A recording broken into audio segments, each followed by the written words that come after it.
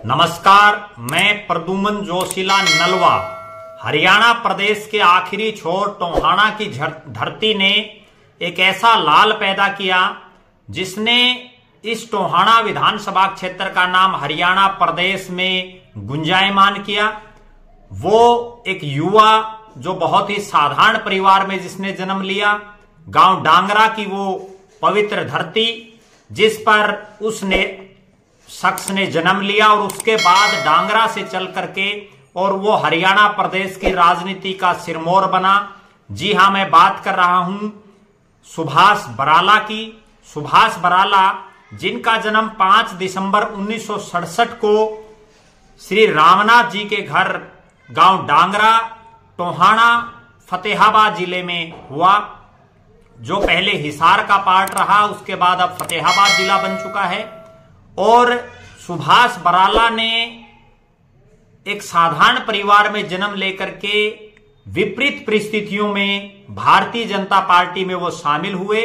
उस दौर में जब भारतीय जनता पार्टी का हरियाणा प्रदेश में कोई बहुत लंबा चौड़ा जनाधार नहीं था, तब उन्होंने अन्य जो पार्टियां थी उनकी बजाय भारतीय जनता पार्टी में शामिल होकर के राजनीति करना उचित समझा और उसका ये परिणाम निकला कि एक साधारण कार्यकर्ता को भारतीय जनता पार्टी ने हरियाणा प्रदेश के अध्यक्ष तक की जिम्मेदारी दी। आज सुभाष बराला दो बड़े बड़े विभागों के जो है चेयरमैन भी हैं और भी उनके पास पार्टी में बड़ी बड़ी जिम्मेदारियां हैं। लिहाजा ऐसा कुछ विशेष सुभाष बराला में है जो उनको लगातार एक सीढ़ी से दूसरी सीढ़ी पर ऊपर ही ऊपर चढ़ाता जा रहा है। सुभाष बराला ने भारतीय जनता पार्टी में शामिल होकर के अपनी राजनीति की शुरुआत की।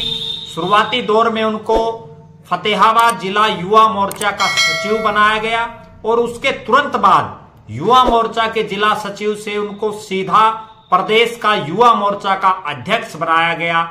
उसी समय पार्टी ने देख लिया था कि इस युवा में बहुत कुछ करने गुजरने का मादा है और ये पार्टी को भी और पार्टी के संगठन को भी, पार्टी के कार्यकर्ताओं को भी साथ लेकर के आगे चल सकता है। लिहाजा युवा मोर्चा के जिला सचिव से और सीधा युवा मोर्चा का प्रदेश अध्यक्ष बनाया। उसके बाद उनकी काबिलियत को देखते हुए पार्टी ने किसान मोर्चा का प्रदेश अध्यक्ष उनको बनाया। किसान मोर्चा के प्रदेश अध्यक्ष के बाद भारतीय जनता पार्टी ने उनको प्रदेश का महामंत्री बनाया। प्रदेश के महामंत्री के बाद उन्होंने उनको प्रदेश का अध्यक्ष बनाया। इसी दौरान सुभाष बराला ने टोहाना विधानसभा क्षेत्र से भारतीय जनता पार्टी की टिकट पर लगातार वो चुनाव लड़ते रहे, चाहे वो 2005 का चुनाव हो, उसके बाद 2009 का चुनाव हो।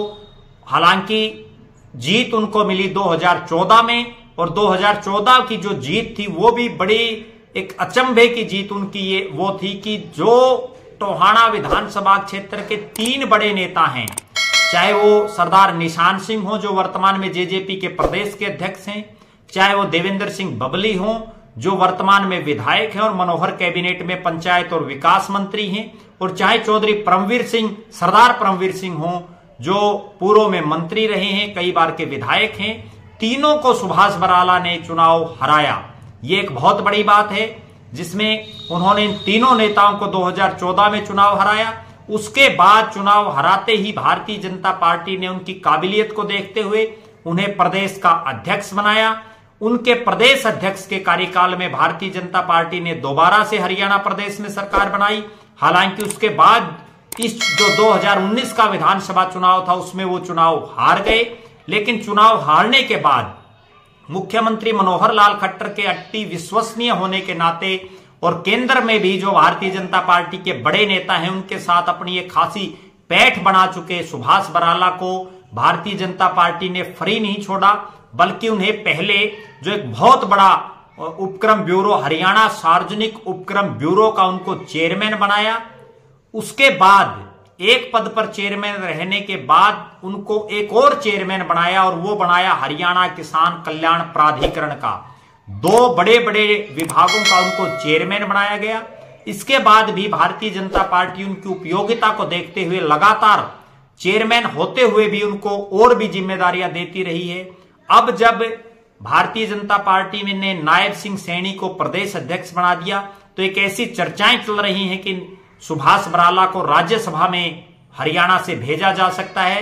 राज्यसभा की एक सीट हरियाणा में खाली होने जा रही है और उस सीट पर चुनाव है, तो लिहाजा 27 फरवरी को हो सकता है सुभाष बराला को राज्यसभा की सीट भी मिल जाए। अभी वर्तमान में उनको हिसार लोकसभा का प्रभारी भी पार्टी संगठन ने बनाया है। इसके अलावा भी सुभाष बराला को लगातार पार्टी, जब से वो पार्टी में आए हैं तब से एक एक पद ऊपर बढ़ा करके लगातार जिम्मेदारियां दे रही है।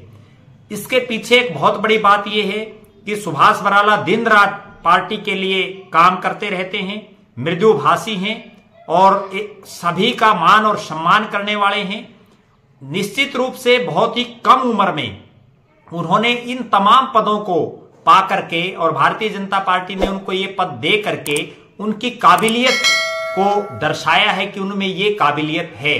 लिहाजा हमारी तरफ से सुभाष बराला के उज्जवल भविष्य की, उनके स्वस्थ जीवन की हम कामना करते हैं। हम लगातार उनके राजनीतिक जो परिदृश्य है उनका उस पर नजर बनाए रखेंगे। आप लगातार हमारे साथ बने रहें। हमारे फेसबुक पेज को लाइक और फॉलो करें, यूट्यूब पर चैनल को सब्सक्राइब करें, बेल आइकन घंटी का बटन अवश्य दबाएं, वीडियो को ज्यादा से ज्यादा शेयर करें, अपने बहुमूल्य कमेंट्स अवश्य लिखें। बहुत बहुत धन्यवाद। आपका अपना प्रद्युमन जोशीला नलवा।